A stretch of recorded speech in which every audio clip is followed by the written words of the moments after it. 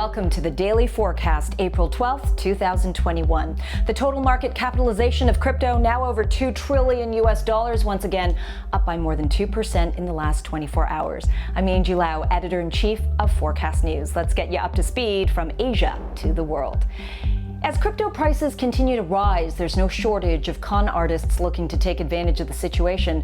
Over here in Hong Kong, bogus investments in crypto continue to lure in innocent victims on social media. That's one of the tactics a fraud ring used to cash in over $45 million before Hong Kong police pounced on them. The Hong Kong government, by the way, is currently mulling a ban on retail crypto traders. That means only professional investors will be allowed to trade crypto under the proposal, or have at least $1 million worth of assets. That's only 7% of the population. We spoke to Ursula McCormick today, a blockchain and financial regulatory lawyer at King & Wood Mallesons, and asked her what she thinks will happen to the retail trading scene in the city. If we have a situation where retail cannot access a market here, then they will look elsewhere. And what that realistically means is that they will need to find offshore exchanges, or indeed we'll see a lot more exchanges that are running the risk of not being regulated.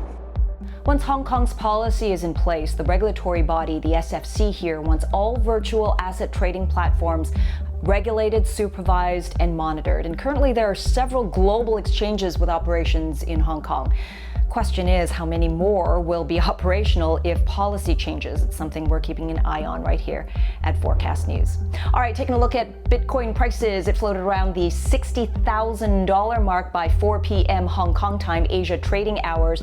And taking a broader look at the equity markets here in the Asia Pacific, South Korea's Kospi edged up, with investors looking ahead to positive Q1 earnings reports there. In China, the Shanghai Composite fell 1% amid more concerns of Beijing tightening its grip on the property sector.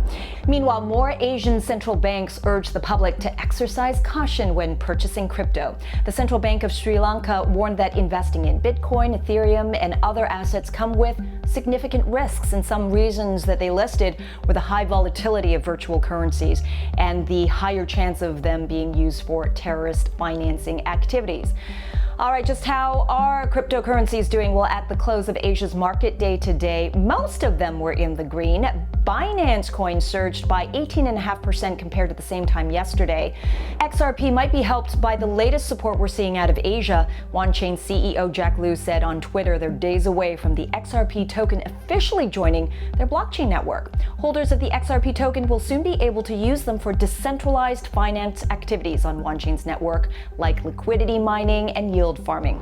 Meanwhile, staying on DeFi in Asia, over in Thailand, KBANK, the #1 mobile banking provider, sees DeFi as a key exploration this year to improve access to their financial services. Ambitious plans to introduce decentralized finance to the mainstream from China, Thailand, and don't forget South Korea's internal agency recommendation for the country to think about how to lead in DeFi. All of this really adding up to Asia trying to position itself in being instrumental in applying DeFi, decentralized finance, to CeFi, centralized finance.